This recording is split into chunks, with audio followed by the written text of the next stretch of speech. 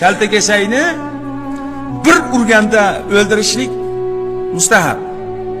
Uni bitta sababi bor. İbrahim alayhissalatu vassalomni Namrud degan badbaxt zolim olovga tashaganida, haliga olovga kelib bu jonivor qattiqroq yonsin deb purkagan ekan. O'zi muncha bo'lsa u, muncha bo'lsa u. Uni purkagani nima bo'ladi uni? Bu bir, ikkinchisini eshiting. Buni qarshisidagi tomonni eshiting. Qaldirg'ochga ozor berishlik makruh yoki o'ldirish makruh. O'sha gulxanga u jonivor olib kelib og'zida suv olib kelib tashlamoqchi bo'lgan ekan. Qolgan hayvonlar, qaldirg'och o'zi kichkina bo'lsang, bu gulxan katta bo'lsa, seni og'zingdagi suv nima berardi, nima foyda qilardi? Qaldirg'och aytayotgan emish. Birodarlar, o'zim ham bilaman, bu og'zimda olib kelayotgan suvning foydasi yo'qligini. Qiyomatda Hazrati İbrahim alayhissalatu vassalomni tomonlarida turmoqchiman degan ekan.